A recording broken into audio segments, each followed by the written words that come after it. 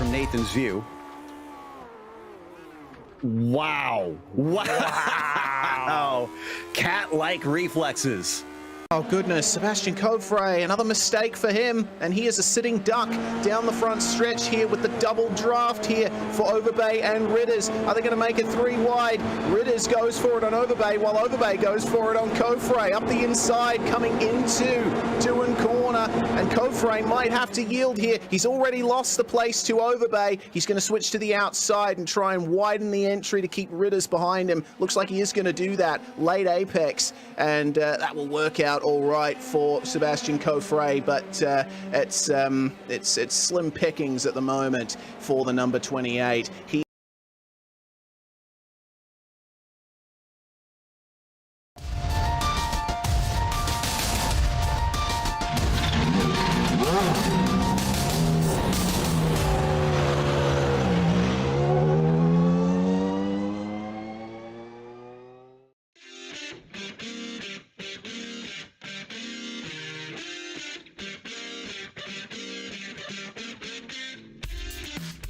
Kavisto and Elliott are starting to stretch their legs and have pulled a bit of a gap over their rivals. But often the races have thrown up unexpected circumstances and things can so easily fall apart. Considering how tough it is to pass around Okayama, will track position or great starts prove vital to a win today? We'll find out soon as we get ready to watch Round 7 of the Sunday Drivers' Cup, and you'll see it all live here on the Global SimRacing Channel. Hi, I'm Joe Peak, and with me in the booth is DJ Clark. Behind the scenes is our director, Ryan Bauer, and he's using cameras provided by Dougie Beard. Every iRacer who runs road is plenty familiar with this track, but your typical viewer might be scratching their heads when you mention Okayama. Some of our F1 fans have likely seen it, so let's head down to our track guide to introduce you.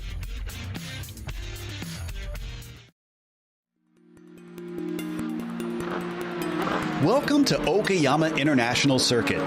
Located an hour's drive northeast of its titular city, it sits nestled among the green, lush hills in southern Japan. Built in 1990, it's most well known for the 2 visits Formula One made in 94 and 95. But since then, national and international touring car series have come to race here as well.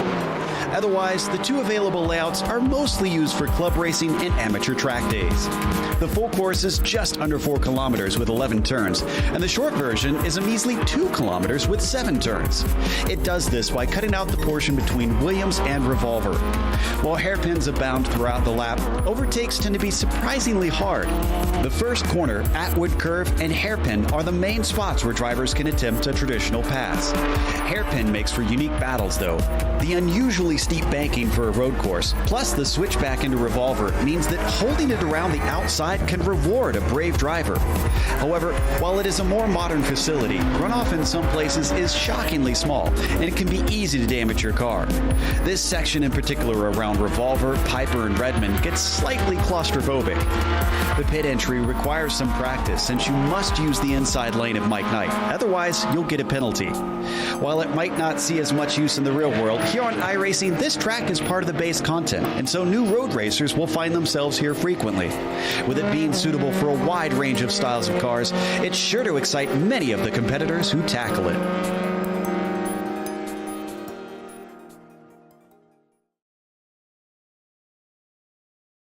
Well, DJ, we've seen these MX-5 here countless times up to this point, so we kind of know what to expect, but what can our viewers expect for this combination?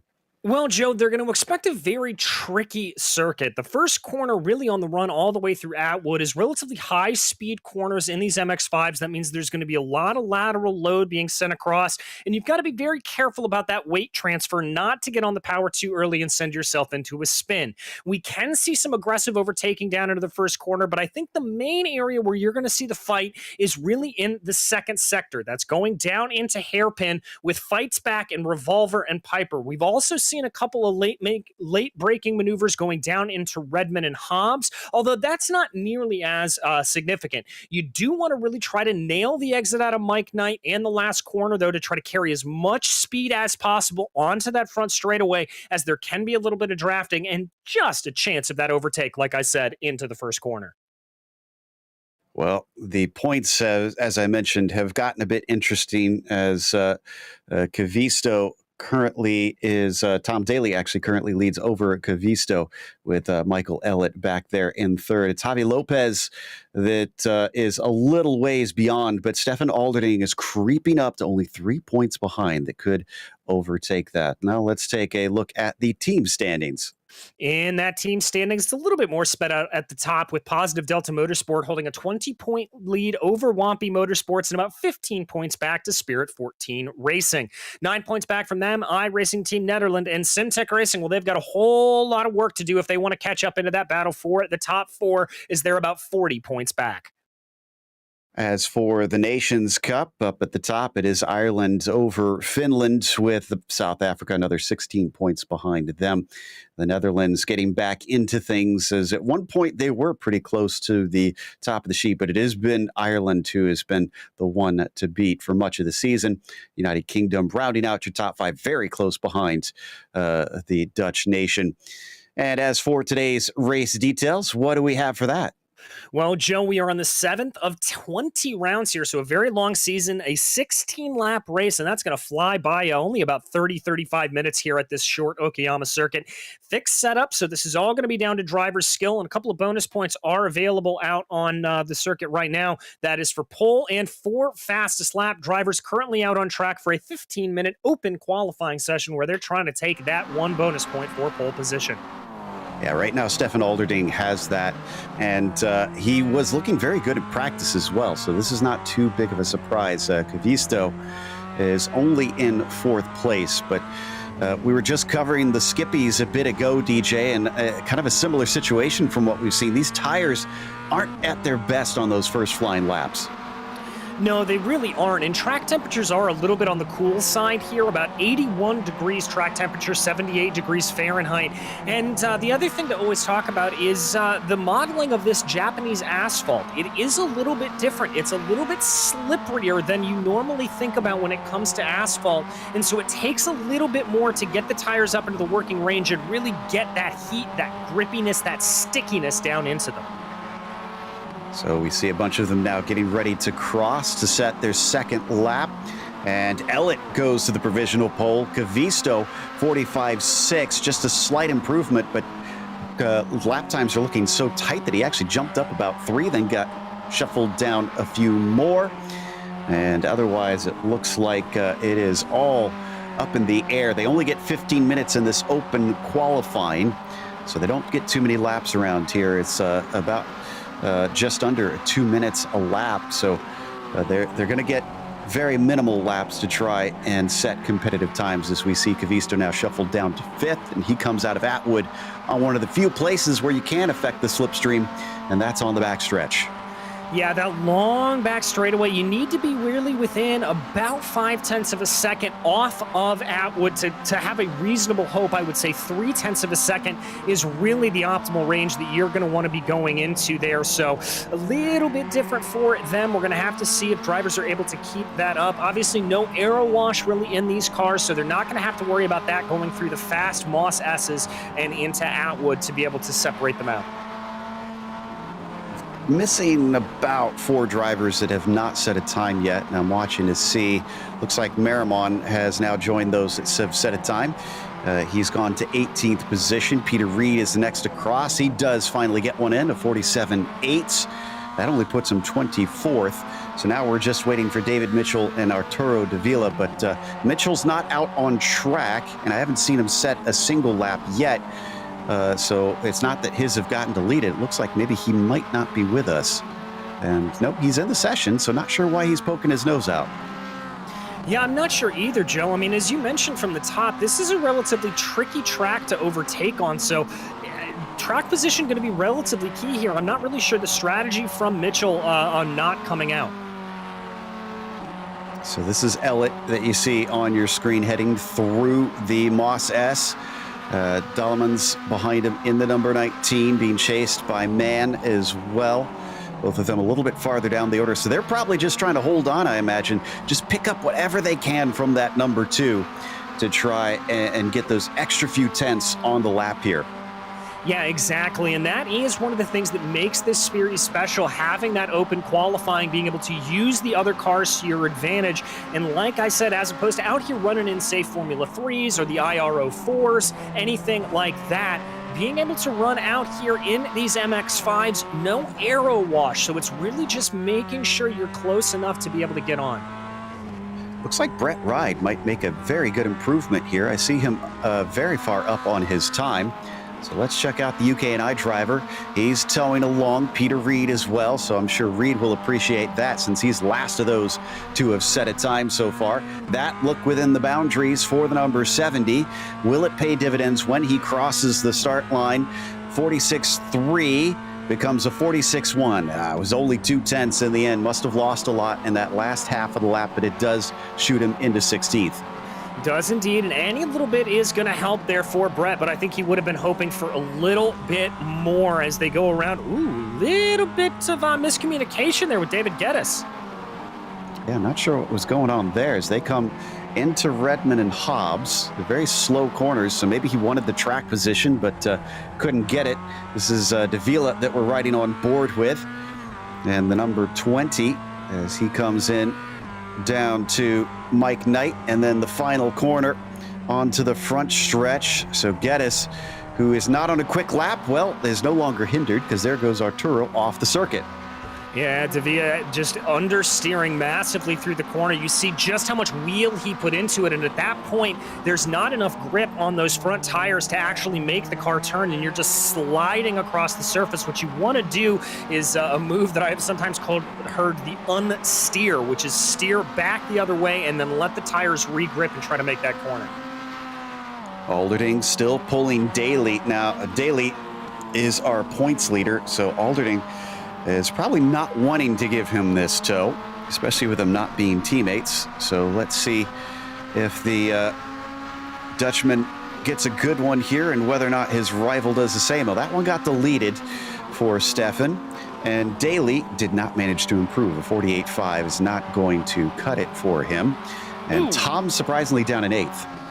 Yeah, and he had a little bit of an off there going down through the first corner. And those off tracks you keep mentioning, Joe, it's not necessarily from cut courses. It's not necessarily that this is an inherently tricky circuit. What it is that in these MX-5s, you try to carry as much momentum as you can through the corners, and that sometimes comes at the cost of running a little bit wide on corner exits. So that's really what it is.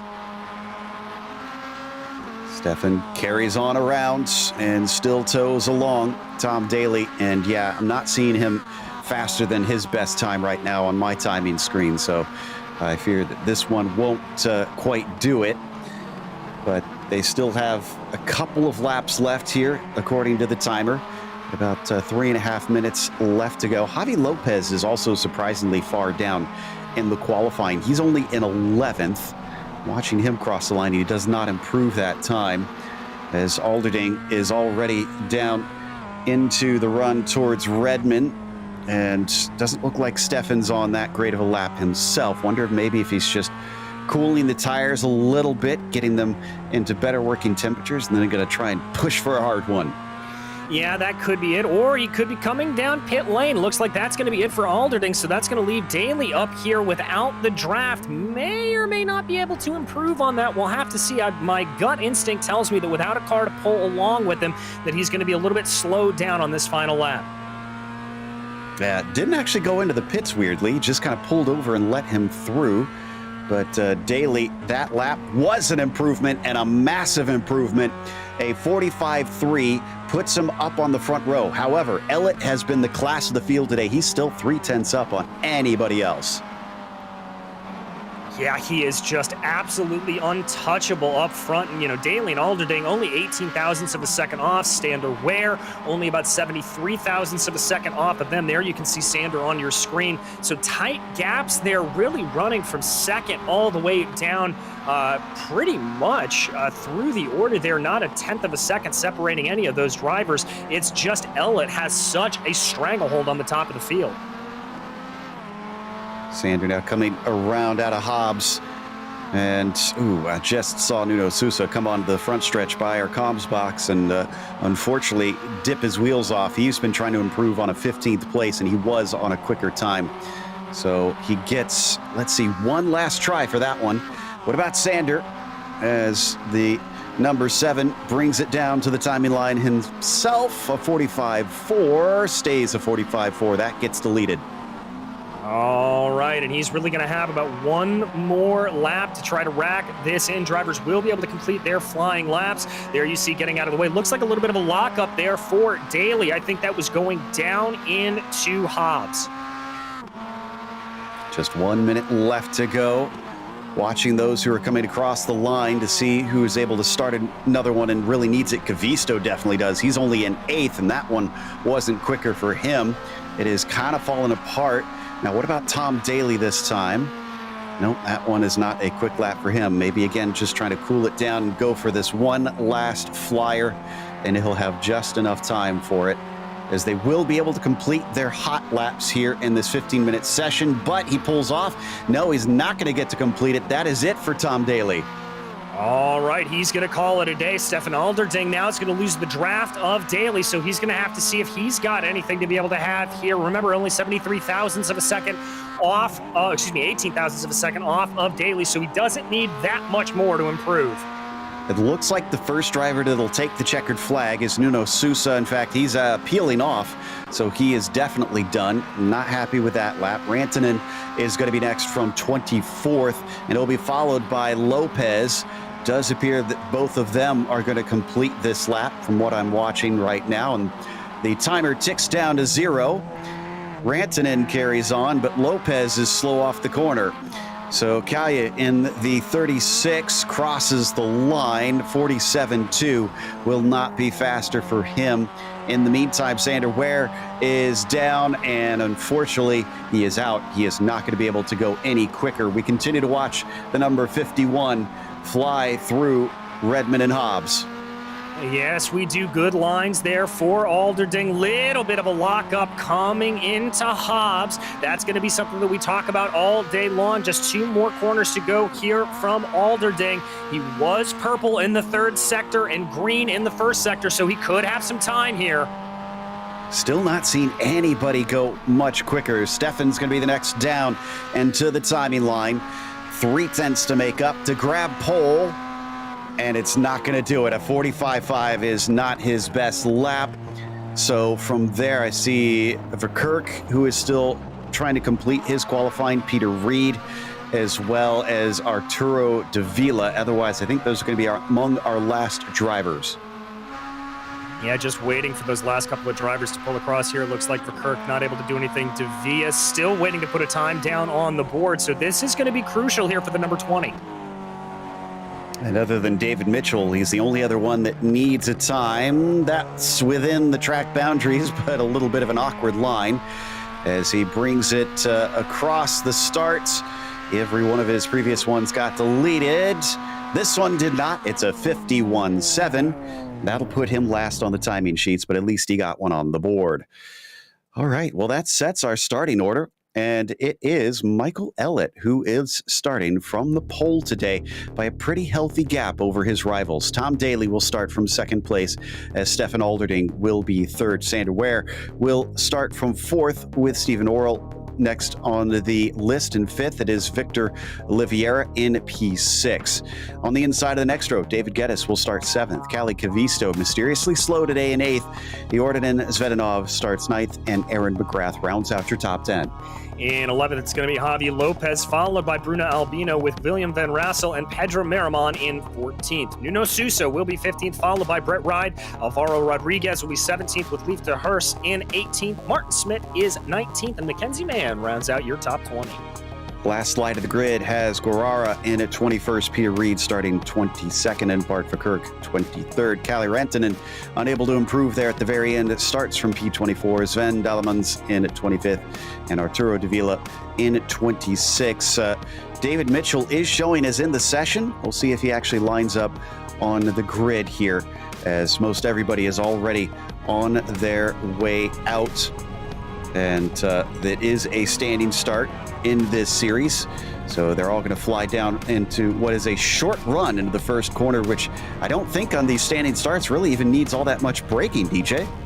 No, it really doesn't. It's going to be a little bit of a lift, maybe a brush break if you're have to worry about the driver in front of you, but it is not that heavy of a braking zone, but that does not mean we couldn't see some chaos here. Absolutely. Looks like we just about have our front row out there, so we're just waiting on Elliott. We need Svetanov and McGrath to get out there, along with Jurhus and Verkerk. So most of our fields is anxious and ready to go here for round 7 of the season. It's a year-long season for this series, so a lot invested in it for these drivers. McGrath and Verkerk going to be the last 2, along with, last 3. Elliott still isn't out there on our pole position, certainly making everybody wait before they finally give the go-ahead. They only get 2 minutes if they do not put themselves out on the grid, and then they'll be forced to start from pit lane. So you cannot sit and make everybody wait forever here. And they've got about 20 seconds left. Elliott will be the absolute last one. Interesting stuff here for our pole sitter. And it does appear that he is in the session, so he hasn't unfortunately lost connection. But we're now down to 8 seconds left. Is he not going to be able to start from the pole position? 3 seconds left. No, he is not going to be able to be here. So Tom Daly is now going to be your pole sitter. The engines will start to rev as the lights come up here at Okayama, and the green flag is out. It's a fair bit of wheel spin from Daly, but he does get away decently. Looks like a good start from Sander Ware as he's going to look down to the inside of Alderding, but no, he cannot get the nose in. Almost 3 wide behind them through the middle of the pack, but it looks like they get through turn 1. Everybody looking nice and clean there. Tom Daly bringing out to a good lead. Still some double wide as they work their way through Williams right now, but this field starting to channel itself down into a one-way street as they work their way towards Atwood. Stephen Orrell, who is going to try and attack on Ware down into Atwood, but he can't get the overlap. Oliveira almost tries to give him the over-under. In fact, he's got a very good exit and still through the back of the field, not seeing any major incidents. Elliott did start from pit lane in the end. Side-by-side battle carries on between Orrell and Oliveira. Yeah, they're going to definitely keep that up. The 13 of Oliveira going to be looking down to the inside here as they break into the hairpin. It's a battle of the late breakers, and it looks like Oliveira is going to be able to hold that off. Also looks like behind Jordan Svetanov, able to make a couple of good moves. Oh, a little bit of chaos there in the back. Yeah, 3 wide dive down in there, and that was Mitchell in the 69, who thankfully did not make contact in the end, but had to lock up the brakes to get out of the move. Almost all single file here on the run out of Piper. A little bit of a look farther down the order from our top runners. Cavisto trying to make up for his poor qualifying. He's working on Geddes right now. Yes, he is. Cavisto not able to move any positions up. He stays in 8th right now. Everybody else trying to go, he is actually up 1 on the day there, I believe, because of that drop from Elliott. So Daly, our points leader, leads the way. Alderding, who came in 5th in the points, is still giving chase. And as they start to hit the braking down into the first corner, he is well out of range of Sander Ware, who goes a little bit wide. But now we're watching from onboard Cavisto, still having to play defense, and Geddes is going to be able to get through. Behind him, Javi Lopez as well, as he starts to go on the attack. But they've got a friend in Aaron McGrath as well. Yes, they do. Almost 2 wide there as they work their way through the Moss S. It's now going to be braking line advantage over to Cavisto, and he's going to brake a little bit harder there, locking up the brakes, but able to carry some good speed down to the inside there. I think that's going to be losing out to David Geddes, as it looks like Javi Lopez now able to be in a drag race with him. Boy, this is quite the interesting fight we have here for some of the higher positions just inside the top 10 as they swipe doors against one another. Oliveira getting a piece of Sander Ware, and then behind them, look at this, a whole bunch of 2x2 with Geddes and Lopez along with Albino, and almost spinning off. Oh no, that is a spin off from Geddes. He's going to lose a lot of positions, and another hit into the wall for him. Indeed, I believe he definitely did pick up some front damage there. Another car dropping back in the order. That's the 70 machine of Brett Ryan, looking like he's trying to avoid getting overtaken, trying to work down to the inside of Marimon, but that doesn't look like it's going to work. He's going to keep up the fight, banging doors, somebody around. Yeah, there's a car stopped in front of them. That's Zvedanov. He had somebody else that had been turned with him. Not sure what caused that. I'm trying to find out. Looks like, oh, he got into Oral. I think we got a replay here. Yeah, so this is going to be coming down through Piper on this little sort of mini straightaway that leads into Redmond. There's the contact. You can see it. I think that's a little bit of a pinch, a little bit of an over-aggressive move. I'd put that 50-50, Joe. Unfortunately, it happened at a very busy time of the race at a somewhat blind corner coming up the hill. So Zvedanov goes way down the order into 26, but he carries on, did not need repairs.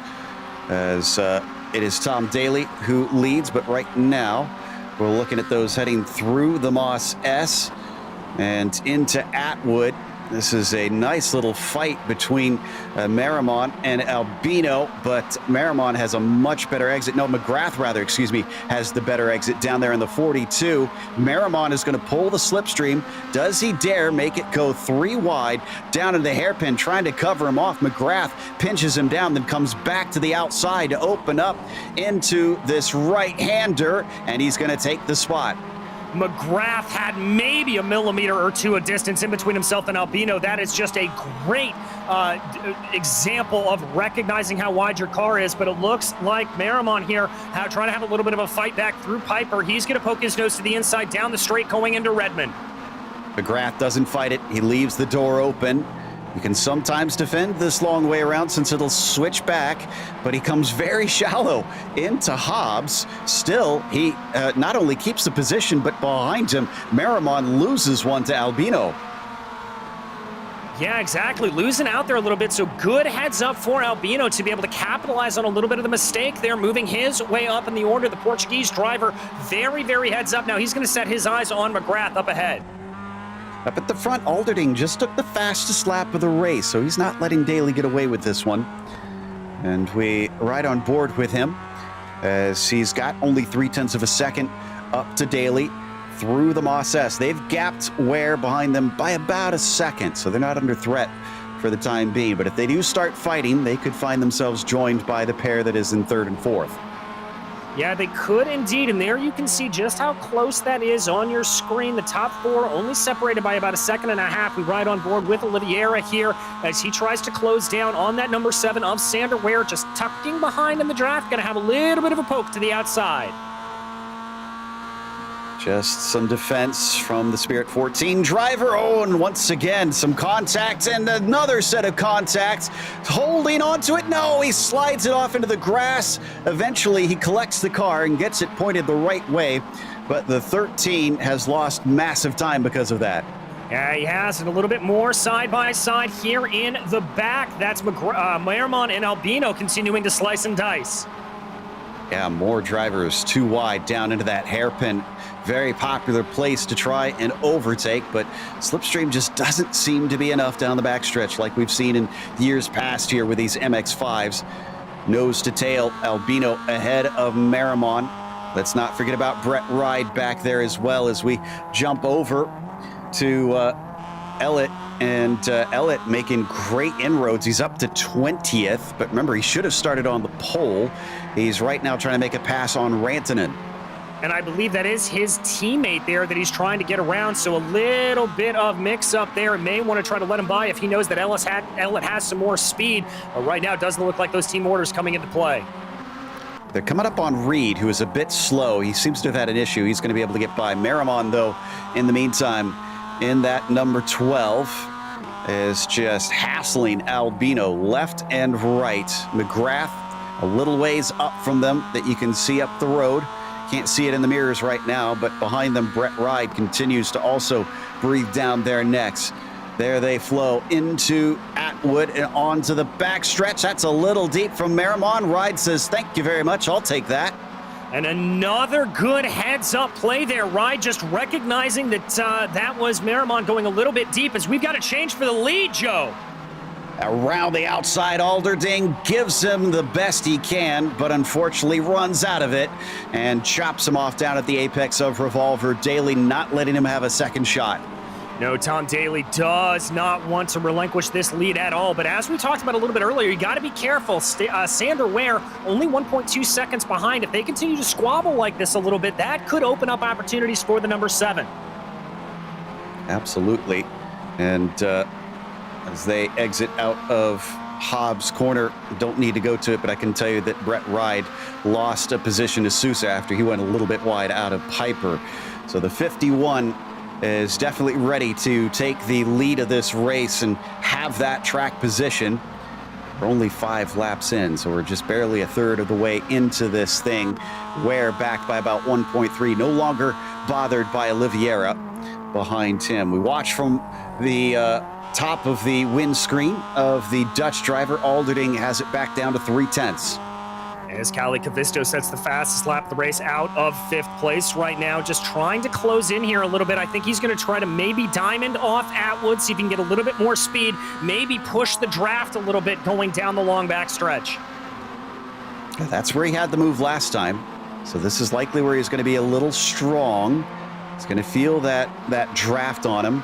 It's 0.4 of a second, just about 0.5 as they hit the top of the hill.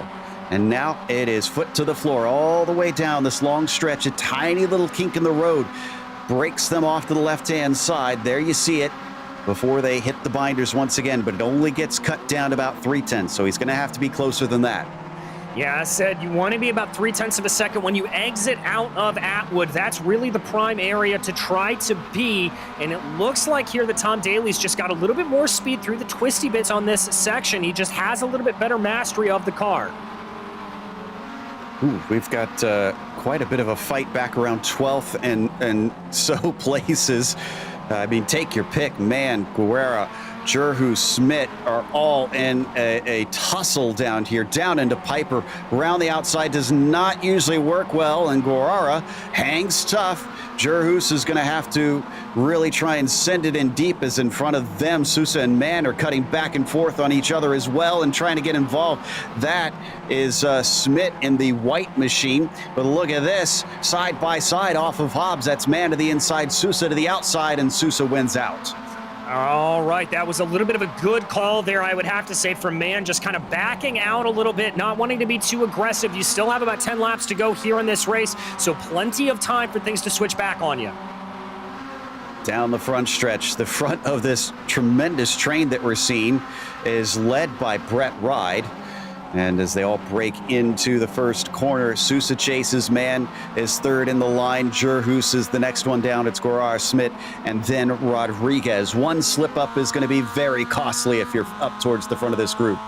Yeah, it certainly is. One slip up could see you fall down 3, 4, maybe even 5 positions. We ride on board with Merriman here as he comes around through, trying to see what it is. You can see the multiple lines getting taken off of the corner. Just pulling the toe from Albino, and Albino pulling the toe from McGrath in the number 42. He's going to think about it. I don't think he's close enough, though. This will have to be a huge send, and it was a huge send, but they don't make contact, thankfully. Yeah, and we've seen Merriman do that. He really likes that ultra-narrow entry coming down into the hairpin. I wouldn't think it would be the most effective way to get things done, but look at the speed he's able to maintain coming down through Revolver and Piper. It's clearly working for him, Joe. Absolutely, and back into the uphill climb, back and forth, the switchback of Redmond and Hobbs. They're going to stay single file. No pit stops in this series. This is a straight sprint from beginning to end. So they will just bypass this and carry on out of the final 2 right-handers, where McGrath is trying desperately to shake Albino. And that's a good exit for Bruno. I don't know if he's going to try and make a move down into 1, though.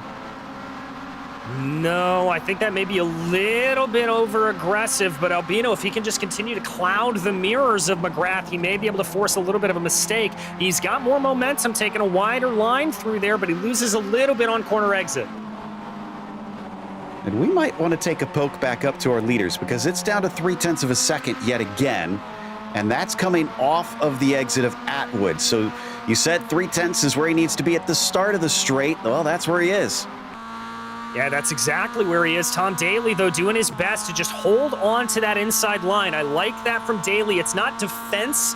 It's not defensive driving. It's not weaving, so you're not losing any time. He's just sticking over, holding that preferred line through the corner, and he's going to be able to hold Alderding at bay. Although I'm getting a little bit of the sense here that Alderding is just waiting here. When they cross the stripe, that's going to be the halfway point in this race, so plenty of time for him still to fire off a move. Yeah, I think I'm with you on that one. And they've shaken Sander absolutely at this point. It's 3.3 seconds, so no longer a concern, as they've got space to try and battle if they so desire. But they certainly seem to have the pace before they get to that mark. And like you said, halfway through, once they come across the line here, we've had some fantastic battles. And where did Ellett go? Oh, Ellett is in pit lane. What happened to him? He must have had an incident a long time ago. He's been in there for about 2.5 minutes. Yeah, I'm not sure, Joe. We just kind of blanked off of my charts there. I wasn't even keeping an eye on him necessarily, as that's a little bit strange to be able to see. We continue to focus, though, on that battle for the lead. I think we've got a replay. I think it was a wreck off of Piper, too wide. Oh, no. That is such a scary corner. You can see how little runoff there is on the outside, and it's downhill. And unfortunately, it wound up being a costly incident for him. Yeah, and as you said, it is a very tricky corner downhill there, so the weight of the car is pulling you into the track as well. Makes it very, very easy to just get some lockups on those front tires and skid across the track. Again, though, on the battle for the lead. Now almost a little bit of weaving out of Tom Daly. He was over to the far to the left, now brings it back onto the racing line. Alderding not being moved by any of that. He is just running his line behind Daly. Yeah, I almost feel like he needs to get into that slipstream a little earlier on the straight, as both of them are pushing the limits here, kicking up a lot of dirt coming out off of Revolver, but they are within the limits off of Piper, respecting that wall out to the outside to make sure they don't slip off into there. So Alderding, has he been watching that slipstream? Does he know he's missing out a little bit in those first few hundred feet? I'm not sure. You've got to think, if you're Stefan Alderding, that he wants to try to get that push on, wants to try to get that position, but he's also able to just kind of sit back here and observe. That is the flip of it, that he is able to just learn what Daly's doing. Now, he obviously doesn't want to do that, running a little bit wide there on the exit of the final corner. Yeah, sadly, that's going to cost him. Maybe that has ruined our battle for a bit, but look at the background there. That was Oliveira, who is doing his best to play defense on Cavisto, who's already up to 5th. So a gain of 3 positions for him, and clearly he wants more. He's been looking left and right to see whether or not he can overtake the 13, and he might have to get creative. Look at this around the outside maybe, and cutting back through Williams. Oh, that's going to be tough through the moss, as the 13 may try to cut him off there a little bit, and I think he did. That it was a slight little lift there from Cavisto. Now he's going to have a wider run here through the corner. If he can carry the momentum on this, this should really help him. Yeah, he got such a good run on the front stretch, and that's a difficult one to pass. Surely this has got to give him what he's looking for, as both of them hang to the inside. Oliveira not willing to give away that tighter line down into the hairpin. But look at the speed that the number 1 is able to gain here as he breaks deep down to the hairpin. Both of them send it massively deep into there, neither willing to give way. A cutback puts Cavisto on the wrong side, and another cutback maybe on the right side. Nope, not this time. Oh, Cavisto just throwing everything but the kitchen sink at it here. Little bit wide, and an immediate move to defense there from Oliveira. If I'm Cavisto, I'm thinking good news here. I know I'm in Oliveira's head a little bit, and he is driving in his mirrors more than he's necessarily driving ahead of him. Yeah, and each defense opens up a potential door on corner exit. If Callie can just take advantage of it, I'm sure eventually he's going to get Victor to slip up if he keeps forcing him offline on these corner entries. But don't look now. It is Javi Lopez in the number 9 that is starting to gain. Indeed he is. There you can see that battle taking place just ahead of that orange hood in the number 9 machine.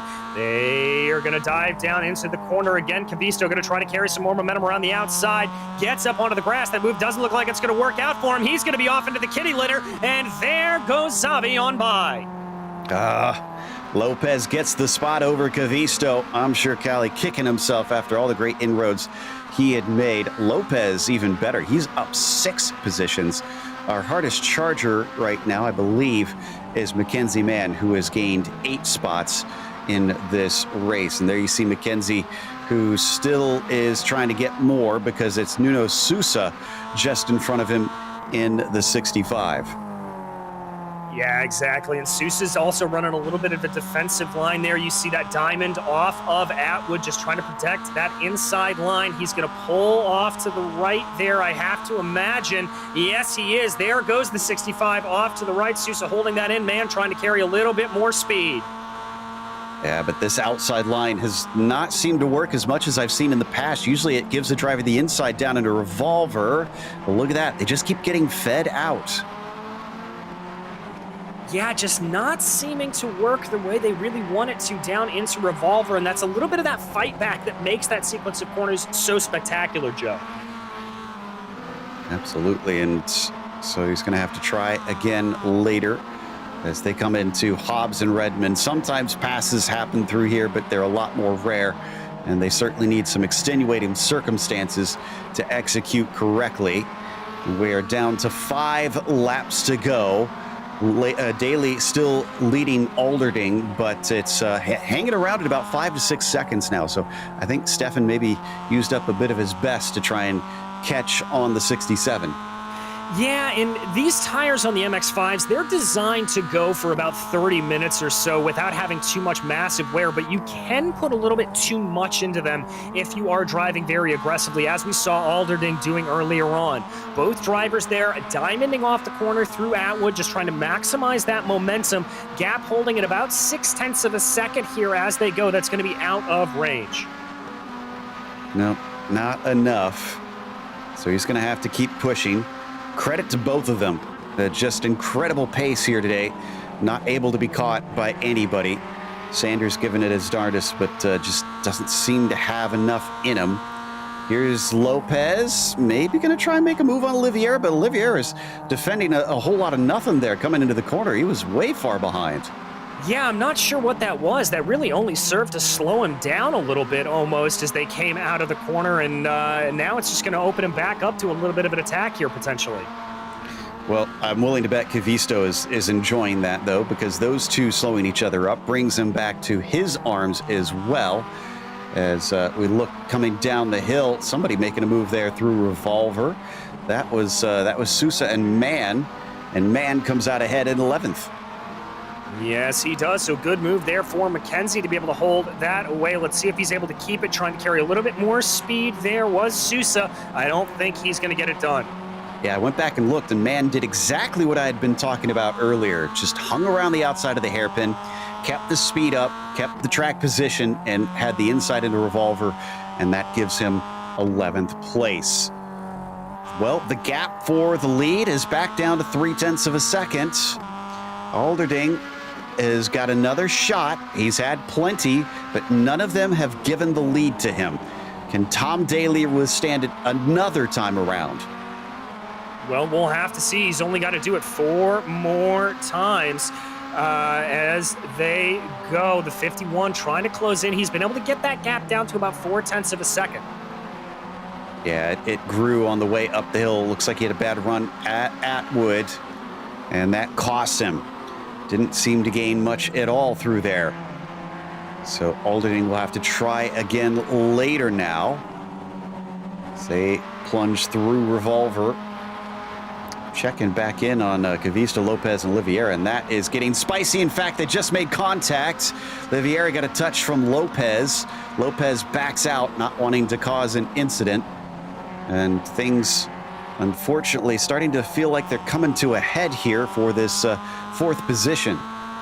Yeah, it's really starting to come together. Lopez trying to take a little bit of a different line to put it off a little bit, carry more momentum, looking for a little bit of a crossover, going down into Redmond. He gets the crossover, but not able to get the car in front. Is that going to open up the door here for Cavisto? I think it might, just a little bit. Cavisto not going to fully send it in as they go down through Mike Knight.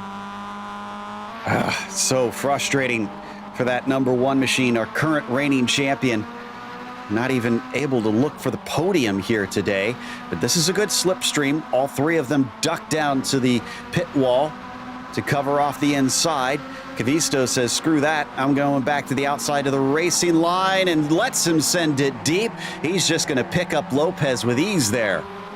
Yes, he is. That was a good move, and he's not done. He's got his sights on Oliveira as they make their way through Williams right now, trying to see if there's a little bit of a pushback, but here comes Lopez. This is a three-way fight, tooth and nail, Joe. Just giving each other enough space down through the Moss S, but it looks like Cavisto lost a little bit of time.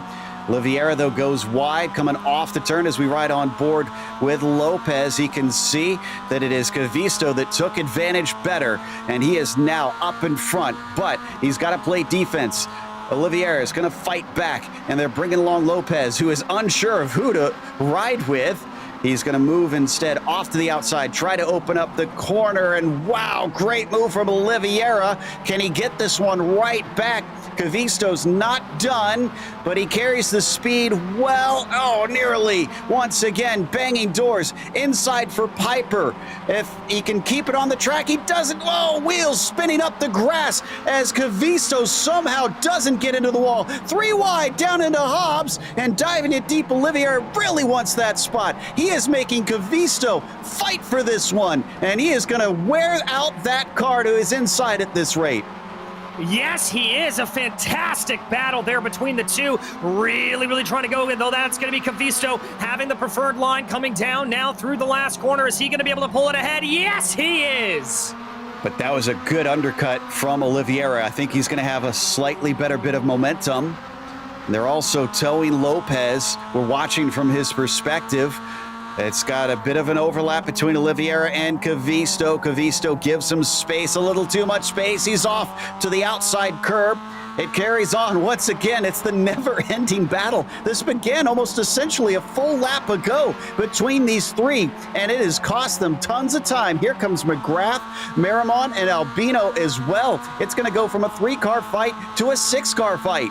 Indeed it is. Who's going to be the one to take the outside line? Oliveira going to hold to the outside. Cavisto down to the inside. Oliveira trying to maximize there with momentum. Is he going to lose out to Lopez? No. Lopez is going to be there. Cavisto holding down to that inside path.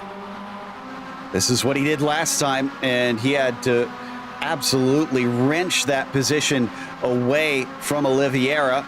Another look around the outside, another three-wide moment as Lopez is going to use the speed well. Little look on McGrath from Marimon, and now instead it looks like Cavisto is going to have to go around the outside. No, he starts to lose time. Lopez gets to his inside, and he's now got that spot right back.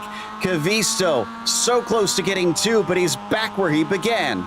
He's back where he began, behind them. Moramon trying to hold it out. Amazed there wasn't contact there between himself and the 42 of Aaron McGrath, and that's going to put him back into contention here, but now it's going to be Lopez and Oliveira trying to pull away from Cavisto on this final lap. White flag is being held out for Daly as he and Alderding are still split by about half a second apart. It looks like the 67 has done well to just hold station, keep the 51 from being able to truly attack. He's had a couple, and there's, unfortunately, commentator's curse as he goes off to the side. Indeed, he does, and so I think time running out here for Stefan Alderding. He's 0.5 of a second behind, unless he's got a bottle of nitrous planned up in the back of that car. I don't know if he's going to have it here, Joe. Yeah, this is a little bit too much to ask. He needs another mistake like that at a Daly from here for him going wide, kicking up the dirt and slowing down off the corner, opening things up for him. Behind them, that battle we're watching. Oh, Lopez just made huge contact with McGrath. They're both off into the gravel. Oh, no. That is many positions lost for the pair of them on the final lap of the race. Oh no, that is not the way we wanted to see that battle end whatsoever. We focus back in on the lead. Daly holding off Alderding, gap just under half a second. This is just too far behind. There's no real good passing places from here unless you're right on top of that car ahead, and Alderding is not. So Daly, who is coming around and towards the penultimate corner, just has to be smooth from here, and it's looking good to me. Off the final turn, 0.7 of a second between himself and Alderding. Tom Daly started from the inadvertent pole here, and he is going to take the victory because of it. A great run and a great defense from Daly. Alderding really putting up everything he could, but we've got to jump back here, running on board with Kali Kavisto. Can he make this move work in the last corner?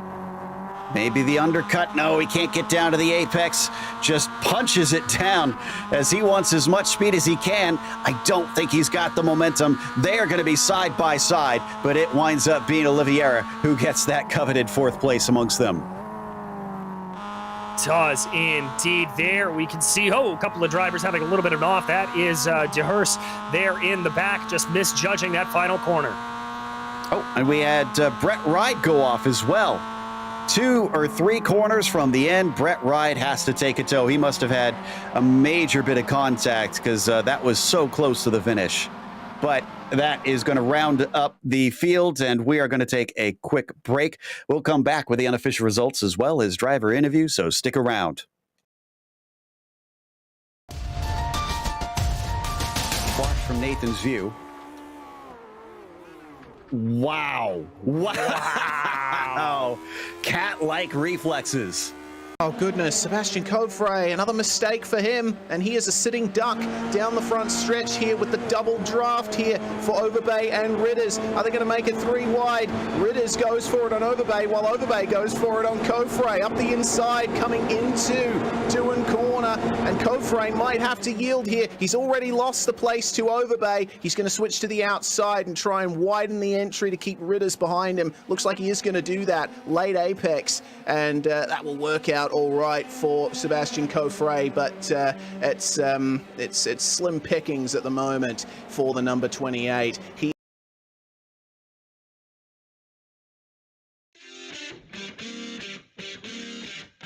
Welcome back to Okayama. What a round 7 we had there, and Tom Daly, who found himself gifted a clear and open run into the first corner, took advantage of it, although Stefan Alderding certainly tried to take it away a number of times during that race. He just couldn't do it, wound up about a second behind at the line, but still a valuable second place. Sander Ware rounds out the podium with Victor Oliveira in 4th. After that, Kali Kavisto, who just couldn't get his qualifying in order, was trying to make up for it, but everybody ahead of him was willing to put on a good fight to keep him behind. He could only get 5th. Merriman was 6th, up from 14th. Great run there. Albino was 7th, and then Van Rassel was 8th. Didn't really get to cover him with all the fighting in front of him that was so exciting. McGrath, after his wreck at the end, had to settle for 9th, and Mann was 10th. Coming home in 11th was Nuno Sousa, followed by Martin Smith with Alvaro Rodriguez and Luis DeHurst in 14th. Jordan Svetnov was 15th with Kalle Ratsanen in 16th. David Mitchell behind them. David Geddes, Arturo Davia, and Peter Reed round out your top 20. Lopez has to finish a lap down because of that ending wreck. 21st, Brett Ride also not able to finish the last lap there with just a few corners to go. I'm really sad that he couldn't have just collected the car and carried on. He was 22nd. Dellemans was 23rd. Then you get to cars that were multiple laps down, including Verkerk, and then Ellett, who did get back out on track, but was 2 laps down. Guerrara and Oral were DNFs. It looks like we have our winner ready to talk to us, Tom Daly in the number 67. And Tom, you suddenly found yourself with a clear and open run, but you had Stefan breathing down your neck the whole way. What was that experience like, suddenly finding that dropped in your lap? It wasn't too bad. Stefan just kept in that pace the whole time. Just at the end of the day, confident enough that I could keep him there. So just trying not to overheat the car, trying to cook the brakes and just keep steady and keep consistent. And that you did. It was honestly very impressive with how often Stefan was putting that pressure on. Considering you're leading the points championship and you get another win, it feels like momentum is on your side. Would you feel like that's the case?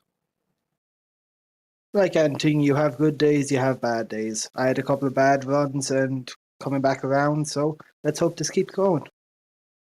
Next time out, we head off to the Charlotte Roval. A lot more opportunities for slipstreaming there. Are you a little bit nervous about drivers hassling you even more next time out?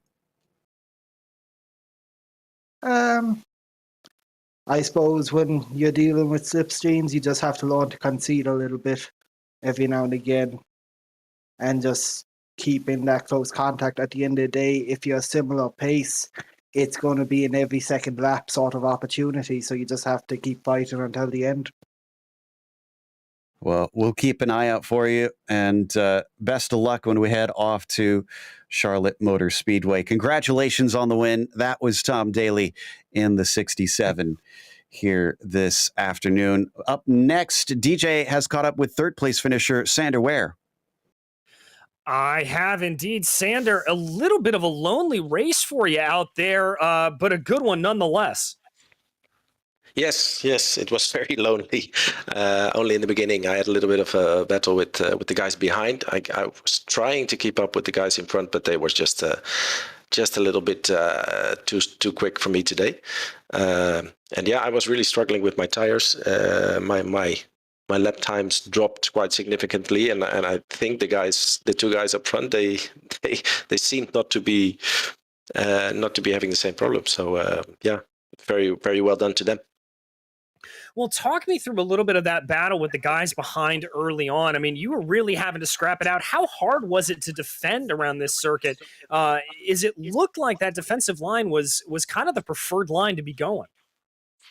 Yeah, I think mainly on the straight, it's important to keep the inside line. And knowing I had Victor behind me, I know his eagerness sometimes to get past. And I think he at one point he dove around the he went around the outside, and I think he was trying a bit of a desperate move from too far back. So I was still on the inside. We had a little touch, but yeah, that's how it goes sometimes. I don't think I was really in well, just from my driver's perspective, it wasn't anything wrong with it. I have to look back, maybe the other angles that that are offered by the replay. But no, I think it's just pretty easy to defend on that if you just keep the inside line, and then the guy behind has to be pretty brave to get the move done. Yeah, well, bravery was certainly in high demand out here today, and I think it's going to be needed next time out. We go to the Charlotte Roval. How do you and the number 7 think that's going to end up for you? It's a circuit that normally is not really. I'm not really consistent there. Maybe I can do 1 or 2 quick lap times in a whole evening, but I'm not really able to keep it going there. So I'm not sure. Hoping for a top 5, I think, would be a good result. And yeah, it's always an interesting course. It's a lot of slipstreaming, a lot of battling going on, with the two chicanes. So yeah, hopefully we all keep it clean, and just have a great race there again. Well, I know we're certainly hoping for another great race, but Xander, on the day, a podium position, is there anybody you would like to thank? No, just you guys for streaming and doing such a great job every time. Well, thank you so much. We are more than happy to. That was Xander Ware, your third place finisher. Joe? That takes us to our fourth place finisher, Victor Oliveira. And Victor, I have to ask, did you have any moments in that race where you could relax? Because every time we looked at you, it seemed like you were in a battle. Oh, maybe don't have Victor hooked up with a mic. Victor, do you have a copy? Not sure that the quadruple aced car has the mic hooked up here, so not sure if we'll get a chance to chat with him. We'll maybe try him another day. In the meantime, we'll talk to Bruno Albino in the number 64, who finished in 7th out there. And Bruno, another one that we saw plenty of battles throughout the race. It looked like you had your hands full with, I mean, we can see on screen in the replay, just a bunch of drivers always on the attack. Yes, Okayama is a very technical track, and during the race, the most important was to keep up with Aaron and not let Pedro Mariman get close. At the time that the laps were passing, it was very important to manage the eating of the tires and survive, especially. Interesting to hear about the tires as well. And we saw a lot of these moments down to the hairpin that we're seeing where it's kind of take your pick. You could be on the inside, you could be on the outside. From your experience, where do you prefer to be heading into there with the way the switchback kind of gives you your choice? I must tell you that I was always looking for the mirror because until the 3 last laps, I maintained an interest distance between me and Pedro Marimon behind. But when we talk in inside or outside, I think the most important in a strategy when we have a championship of 1 year is score the maximum points. And when I had the 3 laps to end the race, I thought, should I risk a more desperate or sudden move from Pedro, or I let him pass, not force the passage inside, protect my position, and wait for the front drivers to get involved in an accident? I think my second thought was the most right. I benefit from the last in the last lap from 2 positions because the drivers involved in accident. And the most important in such a long championship is point. Get the maximum points we have, and especially do not wait, or better, wait always for a desperate or sudden move and protect always our best line. I think it's the best advice in a championship so long like this one. Well, it sounds like you're a real thinker's driver. I love that. Have you had time to think about Charlotte Motor Speedway up next with the Roval course on tap? Because that's going to be wild with the draft offering plenty of chances to fight. Charlotte is a very special track for me. In a 25 minutes race, I think in Charlotte, like for instance in Daytona, we must survive first. We must do a very best qualify. Try to leave in the first 10 drivers, survive to the draft, and I think it's a nice track, but we must think in the championship. At the end, we can do very good races, we can do very good departures from the grid, but if we didn't reach at the end, the race won't. It's nothing for us. Charlotte, it will be one more challenge for us. It's a very good race. We must profit from the draft, but also we must first in, first out. Always that. It's the best advice also to Charlotte. First in, first out. I like that. And that was Bruno Albino, whose hard thinking got him into the top 10 here today with a great run. But that's going to close us out. So we want to give a big thank you, of course, to the Sunday Drivers' Cup for bringing us on for this season of coverage. And also a thank you to the companies that provide the software and hardware for our broadcast listed here on your screen. Additional thanks go to June Lalonde, who provides our wonderful music. Check out our Bandcamp if you want to find more of her great work. And thanks to the team today, DJ, Ryan, and Dougie. You can find more info about GSRC at globalsimracingchannel.com or through our social media. And please check out our merchandise store. We have it at gsrc.storenv.com, and there's a link for that in the description below. Don't forget to subscribe to our YouTube channel so you don't miss a moment, because the next race, as we mentioned, at Charlotte will be Sunday, May 15th, 2 weeks from now, at 5 p.m. Eastern. We have upcoming races for other series listed on the screen, so check those out, mark them down on your calendar. And up next, later this evening, the majors take the Americas region to Road Atlanta for the Porsche Wild Cup. That'll be at 7:45 p.m. Eastern. Until next time, race clean, race hard. We'll see you on the track.